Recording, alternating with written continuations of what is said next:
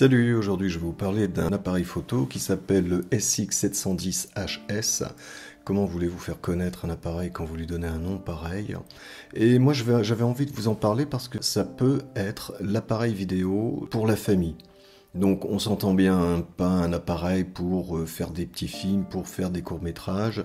Euh, la particularité, c'est que lorsqu'on le règle sur ses performances maximum, qui est de 60 images secondes, à condition d'être dans le format NTSC, ce que je vous conseille, c'est pas très difficile à régler. Lorsqu'on est dans ce format-là, on est en prise de vue complètement automatique, c'est-à-dire qu'on n'a plus d'accès au réglage de la luminosité notamment. Par contre, on peut encore intervenir sur les intensités de couleurs. Je vous montrerai ça un petit peu tout à l'heure. Avec cet appareil, on aura un format d'enregistrement Full HD, 1080, en 60 images secondes. On a un rendu des couleurs plutôt pas mal, un contraste pas trop élevé.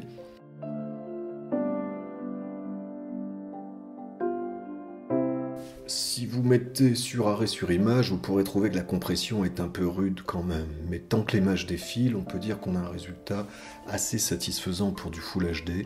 Et surtout pour un petit capteur qui est de 1 sur 2,33 pouces. Les sombres sont bien rendus, comme ici en passant sous le pont. Les contre-jours sont assez intéressants.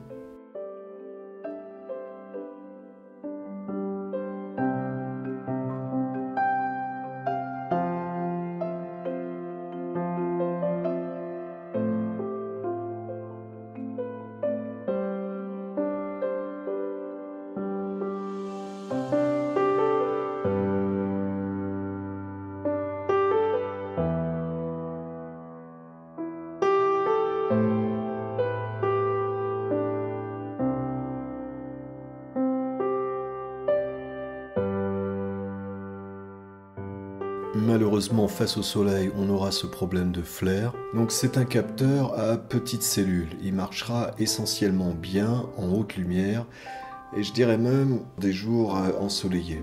Ici, regardez, le zoom est au maximum. Le personnage est bien éclairé. On a un très beau rendu. Le stabilisateur fait bien son travail. Je suis uniquement posé sur la rambarde du pont et ça suffit pour zoomer. En sous-bois, on va commencer à avoir des problèmes d'éclairage. Et regardez les couleurs les plus sombres, vous verrez du bruit, c'est-à-dire un rendu pas complètement net de l'image, avec des petits grésillements dedans. L'autofocus a du mal à fonctionner également, basse lumière.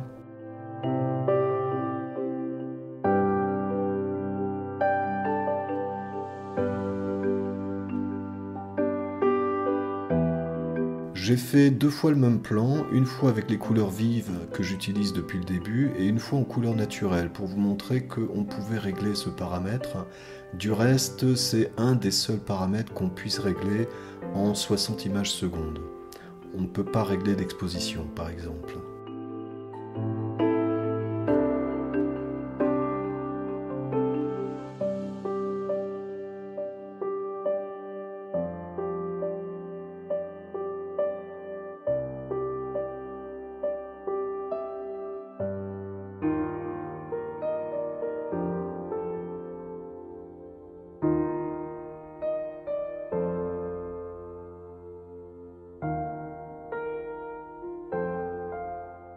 Ce que je veux vous montrer là, c'est qu'on a très peu d'effets de déformation de l'image lorsqu'on bouge la caméra. Et je pense que ça en fait une caméra assez idéale pour l'action. D'abord parce qu'elle est petite, elle tient bien dans la main. Et par exemple, moi je la prends tout le temps dès que je vais faire du vélo. J'imagine qu'on peut la prendre très facilement pour aller faire du ski, pour aller faire n'importe quelle autre activité. Je l'avais pris une fois aussi en parapente et vraiment le rendu était très sympa. Donc on a au final une caméra petite qui fonctionne bien et qui tient dans la poche. Ici un petit test de stabilisation du capteur, je suis sur une route entièrement déformée, sur un vélo qui va assez vite, c'est un vélo électrique, et l'image je trouve tient plutôt pas mal, alors de face c'est plus facile, on va regarder de profil ce que ça donne. Tout de suite on voit un petit peu plus les défauts, mais ça arriverait aussi avec n'importe quel autre appareil. Quelques effets de zoom arrière, plutôt dans des lumières pas très vives.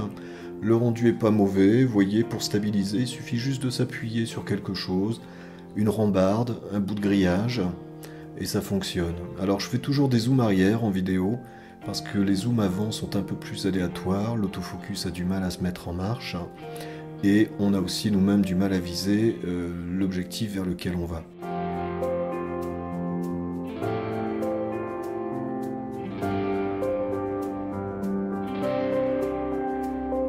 Sur les petits capteurs, dès qu'arrive la pénombre, on a du mal à travailler. Ici par exemple, la lumière est rendue plus basse qu'elle n'est réellement. Voilà, la lumière réelle, c'est celle-ci. Tout ça pour vous dire que vous aurez du mal à vous servir de cet appareil en basse lumière. Je fais plusieurs essais en lumière artificielle. Et vous voyez qu'on a du grain très facilement. Si la lumière artificielle est un peu plus importante, on y arrive à peu près.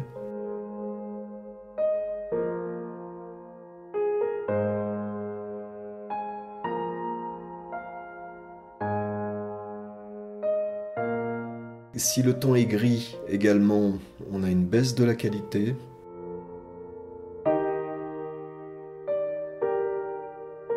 En intérieur, ne pensez pas que vous pourrez filmer vos amis le soir à l'apéro, ou alors vous allumerez toutes les lampes. Et encore.